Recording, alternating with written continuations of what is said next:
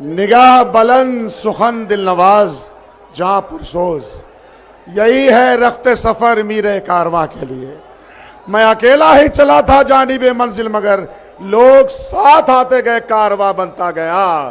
ये कारवां राहुल गांधी जी का अमन का, आश्ती का, मोहब्बत का, प्रेम का और तरक्की का कारवां है। ये रुकेगा नहीं, ये इनकलाबी कारवां है। लोगों की तकदीर बदलने का, बीमारी और दुखों से निजात दिलाने का कारवां है। मैं अपने इलाके में आपका पुरजोश खैर मकदम करता हूं, आपका स्वागत करता हूं। आइए, ये जो हमारा वोट चोरी यात्रा चल रहा है, जिसके आप नायक हैं, आप आइए और जनसभा से खिताब कीजिए। माननीय राहुल गांधी जी, वोट चोर, माननीय राहुल गांधी जी।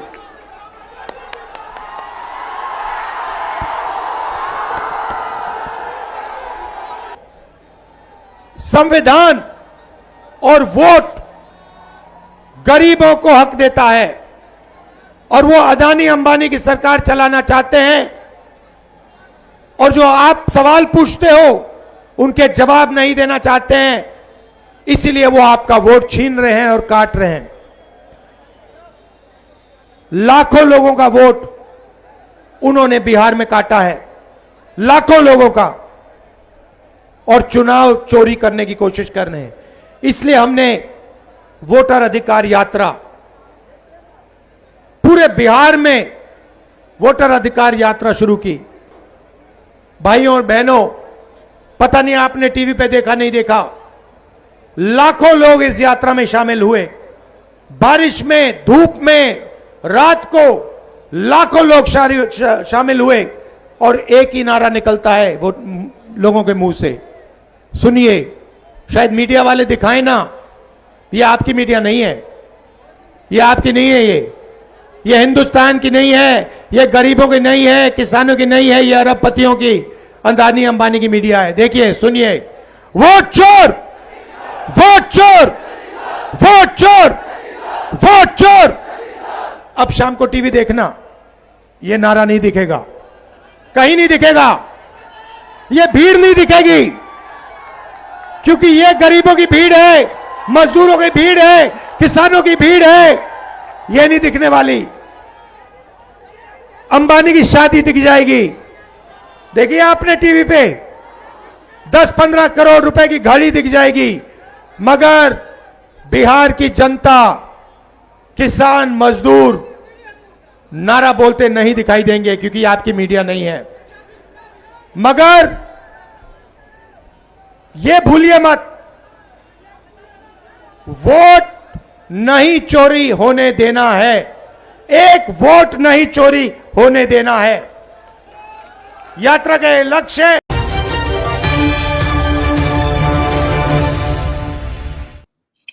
दोस्तों, बहुजन संवाद की इस श्रृंखला में बदलो बिहार, लाओ नई सरकार, आप सबका स्वागत है।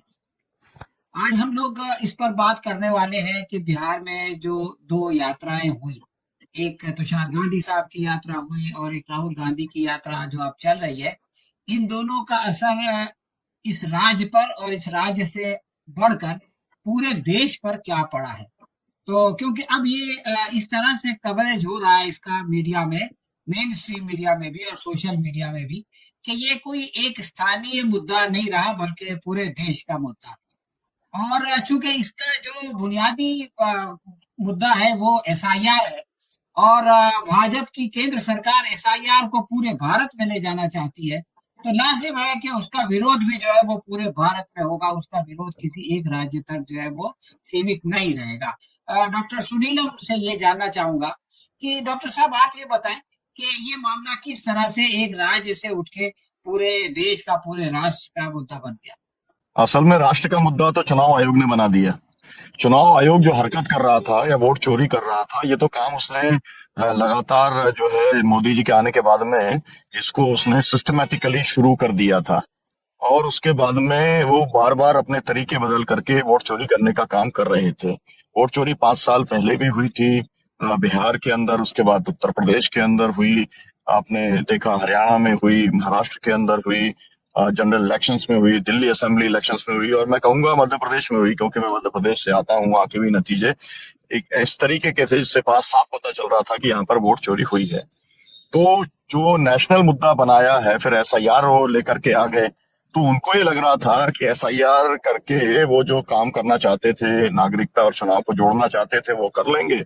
और मतलब चोरी की चोरी और ऊपर से सीना जोरी, ये उनका जो पूरा का पूरा प्लान था, वो यहाँ पर महागठबंधन ने फेल कर दिया। लेकिन अगर इंडिया गठबंधन इसी मजबूती और ताकत के साथ में जैसा बिहार में टिका है, ऐसा राष्ट्रीय स्तर के ऊपर अगर टिकेगा, तो मुझे लगता है कि चुनाव आयोग को भी शायद पीछे हटना पड़ेगा।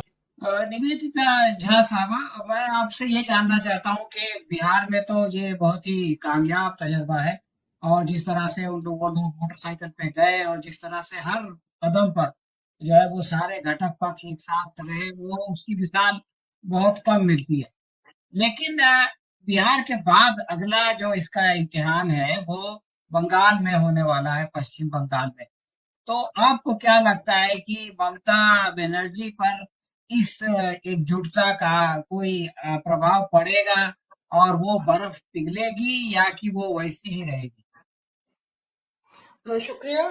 मुझे लगता है कि ये बहुत अभी के समय के लिए बहुत महत्वपूर्ण सवाल है, क्योंकि बिहार की में हम शुरू यहाँ से करना चाहेंगे कि बिहार के राजनीतिक बदलाव का जो केंद्र रहा है बिहार, और इसके पहले सुनीलम जी ने भी कहा कि जो 70 के दशक में जो आंदोलन हुए थे, जेपी मूवमेंट, उसमें बिहार ने एक नया इतिहास बनाया था। तो इस बार जो हो रहा है, जिस तरह के आंदोलन विकसित हुए हैं वो एनडीए हमारे इस गठबंधन के साथ, वो एक नई बड़ी पारी खेलने के लिए ये तैयार है महागठबंधन। जाहिर तौर पर कि दूसरे राज्यों पर भी इसका असर पड़ेगा, क्योंकि भारतीय जनता पार्टी का ये बहुत लंबा मुहिम था और ये इसकी तैयारी बहुत पहले से कर रहे थे। ऐसा तो नहीं है कि अचानक से चुनाव आया, घोषणा हुई और भारतीय जनता पार्टी ने कहा कि नहीं, हम चुनाव आयोग मतदाता पुनरीक्षण का काम शुरू करेंगे। ये इसकी तैयारी बहुत पहले से कर रहे थे, जैसा कि कर्नाटक में उन्होंने किया, उसके पहले दूसरे राज्यों में जहां चुनाव हुआ, जहां वोट चोरी एक बहुत बड़ा मसला था और ये पहली बार इस नाम से ये एक मुद्दा बना। तो इसका असर बंगाल में भी होगा, दूसरे राज्य जहां चुनाव हो रहे हैं वहां भी होगा, और जो भी भाजपा समर्थित राज्य नहीं है, जहां दूसरे लोग राज्य कर रहे हैं जो भाजपा से जुड़े नहीं है, वहां इनकी ये चाल रही है। तो इसलिए बिहार एक बहुत बड़ा संदेश देगा, और खास तौर पे जो यात्रा चल रही है लगातार महागठबंधन की, वो यात्रा दूसरे राज्यों के लिए भी एक संदेश दे रहा है। आप देखें कि इसमें किस तरह से भीड़ उमड़ रही है, और सबसे बड़ा मुद्दा है कि इसमें महिलाओं की भी संख्या आपको दिखेगी। और जो 65 लाख लोगों के नाम काटे गए, उसमें एक बहुत बड़ी मात्रा महिलाओं की है, लगभग शायद 35 लाख, कोई मुझे करेक्ट कर सकता है, कि करीब महिलाओं का भी उसमें नाम काटे गए हैं। तो एक आम नागरिक का सबसे बड़ा हथियार होता है कि हम इस देश के नागरिक हैं, इसको उसे भी साबित करना। अगर वो इस देश में पैदा लिया, संविधान हमारा यही कहता है कि अगर आप इस देश में पैदा लिए, आपका जन्म हुआ है, तो आप इसके नागरिक हैं। अब चुनाव आयोग ने जो नया बखेड़ा शुरू किया है, उसमें एक नागरिक को खुद से साबित करना है कि वो इस देश का नागरिक है या नहीं, खासकर जो गरीब है, जो दलित है, जो महिलाएं हैं, और पूरी तरह से बखेड़ा शुरू कर दिया है। इसलिए ये राजनीतिक मैसेज है, तो इससे सबक जाहिर तौर पर ममता बनर्जी को लेंगे, क्योंकि अगला शिकार बंगाली होने वाला है। तो इस बात को भली भांति ममता बनर्जी समझ रही है, और ये मुद्दा बंगाल के अस्तित्व का भी होगा, वहां के लोगों का भी है, और इसी रणनीति के तहत भारतीय जनता पार्टी सब जगह आगे बढ़ रही है। लेकिन इस बार भारतीय जनता पार्टी की पोल खुल गई है, उनके लिए ये बहुत आसान नहीं है, और ये जो बड़ा मुहिम, एक बड़ा नारा शुरू हुआ है, वोट चोर गद्दी छोड़, ये पूरे देश ही नहीं, अंतरराष्ट्रीय स्तर पर भी, कि आप अखबार को देखें तो ये मुद्दा वहां भी चल रहा है। जाहिर तौर पर ममता बनर्जी को तो इससे सबक लेना ही होगा। तो धनंजय साहब, मैं आपसे ये जानना चाहता था कि जनता में एक उदासीनता पिछले दिनों पैदा हुई थी। वो ये सोचते थे कि भाई कोई भी आए, हमारे दिन तो नहीं बदलते हैं, और ये जो है वो नेताओं का मसला, इलेक्शन एक हारता एक जीतता, इसलिए हम इस बखेड़े में क्यों पड़े, और हम अपना रोजी रोजगार का काम करते रहे। लेकिन हम ये देख रहे हैं कि इस यात्रा में जिस तरह का प्रतिसाद मिल रहा है, जिस तरह से के नौजवान और जिस तरह से की अवाम बड़े पैमाने पर आ रही है, ये उससे बहुत अलग है जब लोगों को पैसे दे करके और गाड़ियों में भर के लाया जाता था। तो ये जो फर्क हो गया कि आपको जो है वो किसी सभा को कामयाब करने के लिए बहुत प्रयत्न करने पड़ते हैं, आपको लोगों के पास जाना पड़ता है, उनको लालच देनी पड़ती है, उनको सुविधा देनी पड़ती है, और तब जाके वो अपने घर से निकलते हैं और किसी सभा को कामयाब करने के लिए आते हैं। और हमने ये भी देखा कि सभा के दौरान भी लोग उठ के जाने लगते हैं। लेकिन ये जो चल रही है यात्रा, इसमें उसके रिवर्स दिखाई दे रहा है। ये जागृति जो है वो नौजवान नस्ल में कैसे आई, ये मैं आपसे जानना चाहता हूँ। सबसे पहले तो बहुत शुक्रिया बहुजन लाइव का और आपका भी। अ, देखिए, ये सवाल हम दो तरह से देख सकते हैं कि एक कुछ दिनों क्या कल ही 22 तारीख को एक रैली हुई यहाँ गया जी में ही, जहाँ मेरा पैतृक आवास है, नरेंद्र मोदी जी का। और उसके पहले ही आप यहाँ पे देखिए कि राहुल गांधी की भी और महागठबंधन की भी यात्रा हुई। तो दोनों यात्रा में एक तरह से जो आपका सवाल है कि लोग खुद से जहां आना चाह रहे हैं, खुद से उस यात्रा में शामिल होना चाह रहे हैं, और गांव गिराव से दूर दूर जगह से लोग बस बैठकर खुद से अपनी ही सवारी से लोग पहुंच रहे हैं। तो ये उत्साह मैंने महागठबंधन की रैली में देखी। मैं भी एक जगह पे था, गया में ही, तो वहां पे कई ऐसे लोग मिले जो दूर दूर गांव से वहां पे पहुंचे हुए हैं कि जहां पे मैं खड़ा था उसके आसपास नहीं भी तो 30-40 गांव थे। 30-40 गांव से, हर एक गांव से महिलाएं, खासकर महिलाएं अपने बच्चों को गोदी में लेकर वहां पे पहुंची हुई है। हाँ, झंडे बांटे गए हैं हर जगह, ये था कि झंडे लोगों तक पहुंचे हैं। लेकिन उत्साह उन झंडों के साथ लहराने का, फहराने का, नेताओं को दिखाने का, नेताओं को देखने का, और उसके साथ साथ इस सवाल को भी, कि इस सवाल के साथ कोरस में नारा लगाने का, मैंने मतलब इतना कह लीजिए कि बहुत जिसको हम कहते हैं कि मिलावट नहीं जिसमें हो, वैसा मामला था कि वो अगर सामने से वोट चोर कोई बोलता था तो अनायास ही निकल रहा था गद्दी छोड़। तो वो गांव के तमाम लोगों के पास कहाँ से पहुंचा, तो ये है कि इसका असर गांव गांव तक एसआईआर का असर पहुंचा, और इसका प्रचार भी बहुत शानदार तरीके से हुआ है। और वही दूसरी तरफ हम देखें कि प्रधानमंत्री की जो रैली हुई यहाँ पर, उसमें यहाँ के जो लोकल नेता हैं, चाहे वो चिराग पासवान है, चाहे जीतन राम मांझी है, जो दलित नेता अपने आप को कहते हैं कि हम दलितों के बहुत हितैषी हैं, वो बहुत किनारे खड़ा रहे। उनको बहुत जगह वहां पे नहीं मिली, जिस तरह का बोला गया कि एकदम बहुत किनारे उनको खड़ा रखा गया। और जहां तक जनता का सवाल है कि पूरे स्कूल को बिहार गया में बंद कर दिया गया था, स्कूलों को सरकारी छुट्टी दे दी गई थी पूरे गया में। जीविका यहाँ चलता है, जीविका बहनों को कहा गया था कि अगर आप रैली में नहीं आएंगी तो आपको निकाल दिया जाएगा। उसी के साथ साथ जो छोटे छोटे कॉलेजेस हैं, आईटीआई के कॉलेज हैं और अन्य कॉलेजेस हैं, वहां से छात्रों को जबरदस्ती कहा गया था कि जाओगे तो अटेंडेंस मिलेगा, नहीं जाओगे तो फिर ये बहुत गलत होगा। इस तरह से धमकी भरे लहजे में मोदी की रैली में जाने के लिए कहा गया। तो ये दो चीजें हमें बहुत साफ दिखाई दे रही है, और उम्मीद है कि ये ये चीजें चुनाव में, वोट में भी परिवर्तित होना है। इस इलेक्शन कमीशन ने एक नया चीज छोड़ा एसआईआर का, तो वो अपने पैर पे ही एक तरह से कुल्हाड़ी सरकार ने मारी है। और इसका फायदा मुझे लगता है कि इस आंदोलन का फायदा विपक्ष को भी मिलेगा, महागठबंधन को भी मिलेगा। उत्साह भरपूर है छात्रों में, युवाओं में, बहुत तैयार हैं।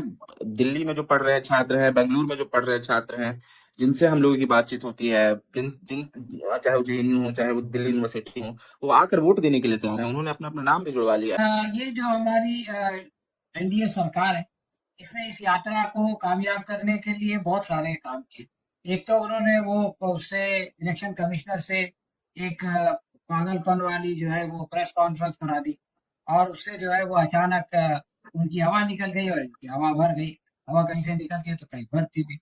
उसके बाद फिर इन्होंने एक कारनामा ये किया कि संविधान संशोधन 130 लेकर के आए, और इसके जरिए से जो विपक्ष के मुख्यमंत्री हैं, जिनमें एक ममता दीदी भी हैं, उनके सर पर भी एक तलवार लटका दी कि देखो भाई, हम कोई भी इल्जाम लगा के आपको 1 महीने के लिए अंदर भेजेंगे, उसके बाद जो है वो आपको इस्तीफा देना पड़ेगा, और उसके बाद फिर हम जोड़ तोड़ के जो जिसको आप बनाएंगे उसको अपनी पार्टी में ले लेंगे, जैसे झारखंड में किया था, और फिर आपको दोबारा सत्ता में नहीं आने देंगे। तो और अब मोदी जी ने भी कर दिया, अपनी रैली करके बता दिया दोनों का फर्क। तो ये जो कुछ हो रहा है, ये जो भारत भर से मुख्तलिफ लोग आ रहे हैं, नेतागण आ रहे हैं, क्या इनके अंदर वो असुरक्षा की भावना भी है कि ये नया जो संशोधन बिल आया है, अगर ये आएगा तो हम जो है इलेक्शन जीतने के बावजूद सत्ता में नहीं रह सकेंगे? राकेश रंजन साहब, आप इस प्रश्न का जवाब दे दीजिए।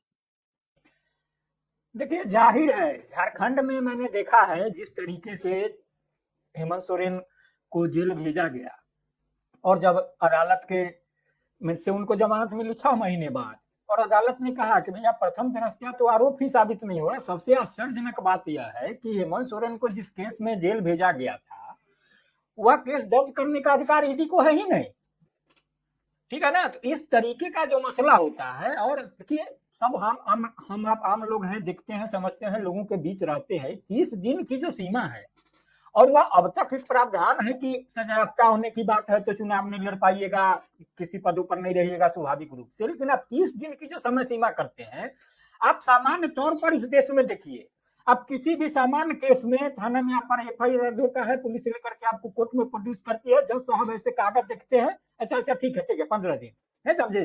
कोई पढ़ता भी है कागज, जज साहब पढ़ते भी है कि नहीं हमको नहीं पता, सामान्य प्रक्रिया। 30 दिन तो किसी को जेल में भेज देना। और आरोप की बात है कि आपने संकेत दिया ममता दीदी का, ममता दीदी ही नहीं है, ये बिहार में भी है।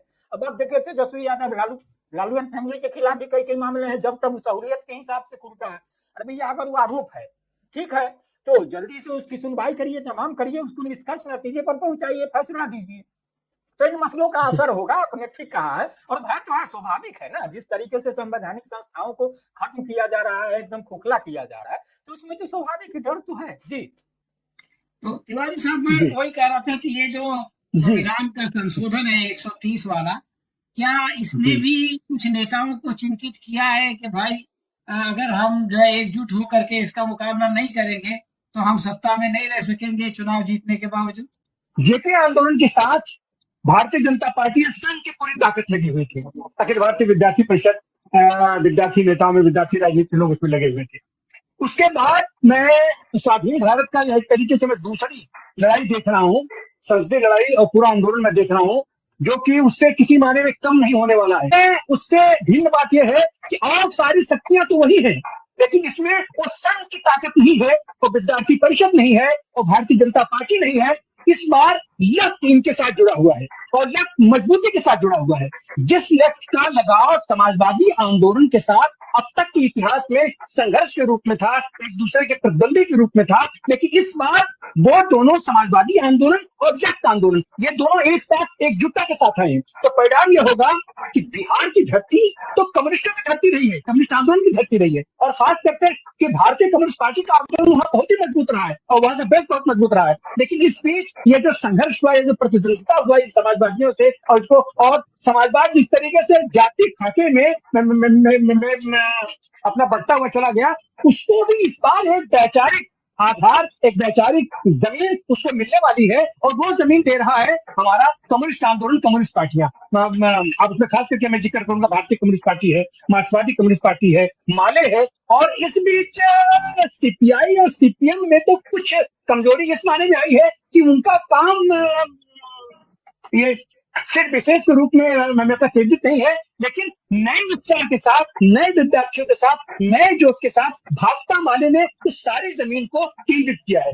इसीलिए आज आप देखेंगे कि ये अपने दीपांकर भट्टाचार्य जी खास करके वो वहां पर पूरे के पूरे लेफ्ट मूवमेंट लाल झंडे का प्रदर्शन कर रहे हैं कि इस आंदोलन में एक वैचारिक आधार मिलने जा रहा है, जो इंडिया गठबंधन बनने के बाद से अब तक जो चीजें नहीं हो पाई थी, वो सारी चीज बिहार की धरती पर हो रहा है। तो यह प्रयोग केवल बिहार नहीं, यह प्रयोग अगर ऐसे ही रहा तो यह प्रयोग पूरे देश के पैमाने पर होगा, क्योंकि देश में राजनीतिक रूप से स्थिर राजनीति अगर करना है तो उसको वैचारिक आधार देना होगा, और उसको वैचारिक आधार अगर देना है तो उसमें लेफ्ट को साथ लेना होगा, उसमें समाजवादियों को, और खास करके जो उसके चिंतक लोग हैं, बौद्धिक लोग हैं, उनको उसमें मजबूती के साथ खड़ा बनेगा। जो हम यहाँ देख रहे हैं कि बिहार का यह जो मूवमेंट इस समय खड़ा है, इस समय गांधी समाजवाद और वैज्ञानिक समाजवाद, ये सबकी जो प्रवणता, जो एकजुटता दिखाई पड़ रही है, मजबूती दिखाई पड़ रही है, यह मजबूती बिहार में तो परिणाम देगी ही, और आने वाले दिनों में भी अगर इन लोगों को अगर इन लोगों के वो दिमाग से जाति खाता नहीं निकला और उसको वैचारिक आधार दिए और अगर देश मानने में सक्षम हो गए, तो हमको लग रहा है कि देश में भी यह एक अच्छी सुखद अनुभव होगा और लोगों को एक वैचारिक तरीके से, क्योंकि देखिए भारतीय जनता पार्टी का तो जो वैचारिकी है वो तो निश्चित रूप से वैचारिक है, लेकिन वो अपने विचार को जनता के सामने रख पाने की स्थिति में नहीं है। वो अपने आइकॉन जिसको मानते हैं उस आइकॉन को जनता के सामने प्रस्तुत कर पाने की स्थिति में नहीं है, इसलिए वो पिछले दरवाजे से आते हैं। असली लड़ाई, असली संघर्ष, असली वैचारिक लड़ाई तो है जब आप सामने आकर के करें। कहीं न कहीं से ये पूरी वैचारिक लड़ाई आज की तारीख में शुरू हुई है, जो आने वाले दिनों में सुखद अनुभव देगी, सुखद परिणाम देगा, और हम तो अपनी समीक्षा व्यक्त करते हैं। हम तो इन सारे लोगों को क्रांतिकारी सलाम पेश करते हैं, जिस तरीके से पूरा इंडिया गठबंधन एकजुट होकर के बिहार में आया है। अगर इस तरीके की एकजुटता लोकसभा में दिखाई पड़ी होती, उसके पहले के अपने विधानसभाओं में दिखाई पड़ा होता, मध्य प्रदेश में दिखाई पड़ा होता, दिल्ली में पड़ा में अपना दिखाई पड़ा होता, हरियाणा में दिखाई पड़ा होता, अपने महाराष्ट्र में दिखाई पड़ा होता, तो शायद, लेकिन हर चीज की अपनी समय होती है, हर चीज का अपना परिस्थिति होता है, हर चीज का अवसर होता है। अब उस अवसर को याद करने का मतलब नहीं है, लेकिन बिहार में जिस तरीके की आंधी चली है, गांधी लोगों के नेतृत्व में जिस तरीके की आंधी आई है, तो निश्चित रूप से ये छल छत वालों की हवाइयां उड़ी हुई हैं। तो आज जो ये तुषार गांधी जी के नेतृत्व में आज जिस यात्रा का पहले चरण का समापन हुआ है, और उसमें ये दो गांधियों का जो मिलन हुआ है, गंगा यमुना का जो मिलन हुआ है, तो निश्चित है उसके तिराहे पर, उसके संगम स्थल से जो वृक्ष लोकतंत्र का पेड़ जो वहाँ और निकलने वाला है, वो निश्चित रूप से पूरे देश को सुखद अनुभव देगा, शीतलता प्रदान करेगा, छांव देगा। हम पूरी सद्भावना और पूरी तरीके से हम लोगों के साथ हैं और आशावाद हैं। हमारे सारे मेहमान जिन्होंने इसमें शिरकत की, उन मैं सबका शुक्रिया अदा करता हूँ और उम्मीद करता हूँ कि आइंदा भी वो हमारी चर्चा में शामिल होते रहेंगे। धन्यवाद।